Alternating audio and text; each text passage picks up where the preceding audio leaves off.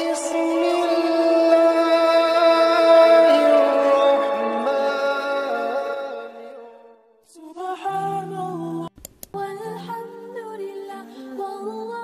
പ്രിയപ്പെട്ട മുഅ്മിനീങ്ങളെ, ഹബീബായ പ്രവാചകനോടുള്ള സ്നേഹവും ഹബീബിന്റെ സ്ഥാനമാനങ്ങളൊക്കെയും വിളിച്ചറിയിക്കുന്ന ശുദ്ധമായ ഖുർആനിലെ പ്രത്യേകമായ ഒരു 2 ആയത്താണ് സൂറത്ത് തൗബയിലെ അവസാനത്തെ 2 ആയത്ത്.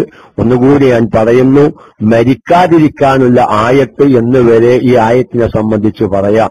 എല്ലാ ദിവസവും രാവിലെ 7 പ്രാവശ്യം ഈ ആയത്ത് ഓതുകയും എന്നാൽ വൈകുന്നേരം വരെ സൂര്യൻ അസ്തമിക്കുന്നത് വരെ ഭൂമിയിൽ നിന്ന് മുകളിലേക്കും ആകാശത്തിൽ നിന്ന് താഴേക്കും ഇറങ്ങുന്ന ഏത് ആഫത്ത് മുസീബത്തിൽ നിന്ന്, ഹബ്സിൽ നിന്ന്, അക്രമങ്ങളിൽ നിന്ന് അവൻ രക്ഷപ്പെടും.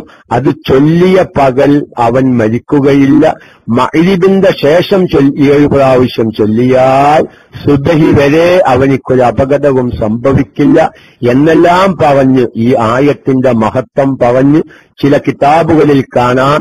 ഇതുപോലത്തെ 100 ഗ്രന്ഥങ്ങൾ എഴുതിയാലും ലഖദ് ജാഅക്കും റസൂലും എന്ന് പറയുന്ന ആയത്തിന്റെ മഹത്വം പറഞ്ഞവസാനിപ്പിക്കാൻ സാധ്യമല്ല. അബ്സുനാനുസ്താദിന്റെ ക്ലാസ്സിൽ അത് വന്നോന്നറിയില്ല. ഏതായാലും ഖുർആനിലെ ആയത്തുകളുടെ മഹത്വം പറഞ്ഞതിന് ശേഷം ഒരു ക്ലാസുമായി ബന്ധപ്പെട്ടു എന്ന നിലക്ക് ഉണർത്തിയ എന്റെ പ്രിയപ്പെട്ട മുഅ്മിനീങ്ങളെ, ഹബീബായ പ്രവാചകനോടുള്ള സ്നേഹവും ഹബീബിന്റെ സ്ഥാനമാനങ്ങളൊക്കെയും വിളിച്ചറിയിക്കുന്ന ശുദ്ധമായ ഖുർആനിലെ പ്രത്യേകമായ ഒരു 2 ആയത്താണ് സൂറത്ത് തൗബയിലെ അവസാനത്തെ 2 ആയത്ത്.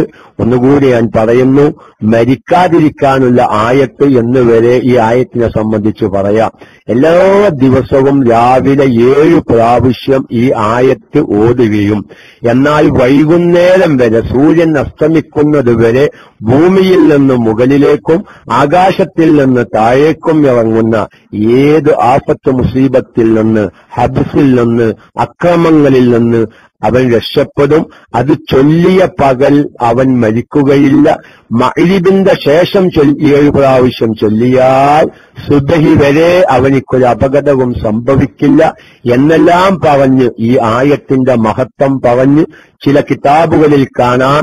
ഇതുപോലത്തെ 100 ഗ്രന്ഥങ്ങൾ എഴുതിയാലും ലഖദ് ജാഅക്കും റസൂലും എന്ന് പറയുന്ന ആയത്തിന്റെ മഹത്വം പറഞ്ഞവസാനിപ്പിക്കാൻ സാധ്യമല്ല. അബ്സുനാനുസ്താദിന്റെ ക്ലാസ്സിൽ അത് വന്നോന്നറിയില്ല. ഏതായാലും ഖുർആനിലെ ആയത്തുകളുടെ മഹത്വം പറഞ്ഞതിന് ശേഷം ഒരു ക്ലാസുമായി ബന്ധപ്പെട്ടു എന്ന നിലക്ക് ഉണർത്തിയത്